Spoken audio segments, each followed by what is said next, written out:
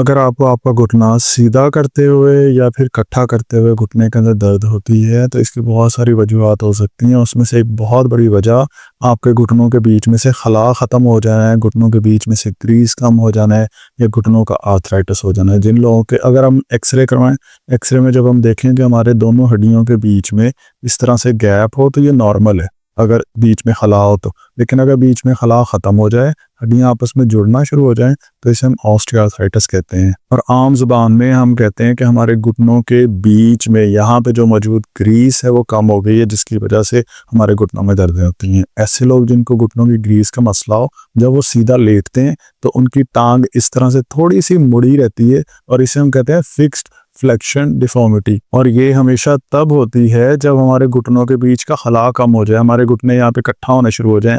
सर्दियों के अंदर ये अकड़ाव बहुत ज़्यादा हो जाता है, जिसकी वजह से हमें अपना घुटना यहाँ पे सीधा करते हुए बहुत ज़्यादा मुश्किल आती है। हम जब सीधे लेटते हैं, हमारा घुटना नीचे बेड की तरफ लगता ही नहीं है।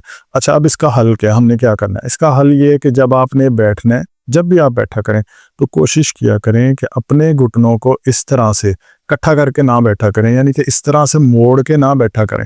जब भी बैठा करें ना, तो अपनी टांग को थोड़ा सा आगे करें, इस तरह से।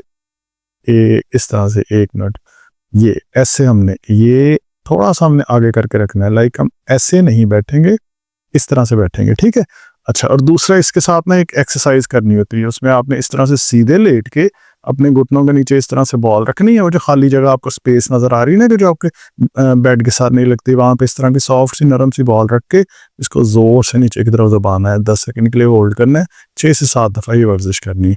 और इसके अलावा एक और काम करना है आपने, कि जब भी आपने सोना है, तो अपने घुटने के नीचे कोई ना कोई सपोर्ट यानी नरम सा तकिया वगैरह ज़रूर रखना है। ये जो खाली जगह बनी हुई होगी ना, इसको आपने ऐसे खाली छोड़ के सारी रात नहीं सो जाना है। अक्सर लोग इस तरह से लेट जाते हैं, जिसकी वजह से आपके घुटने के ऊपर और ज़्यादा प्रेशर आएगा, हड्डियों के बीच का खला और कम हो जाएगा। ये अक्सर लोगों ने देखा होगा कि जब वो अपने एक्सरे करवाते हैं ना, तो एक्सरे की ना ज़रूरी नहीं है कि आपके दोनों साइडें जो है ना वो साथ जुड़ गई हैं। यहाँ पे इस एक्सरे में देख रहे हैं, यहाँ पे खला बिल्कुल ठीक है, इधर से हड्डी जो है हड्डी के साथ जुड़ी हुई है।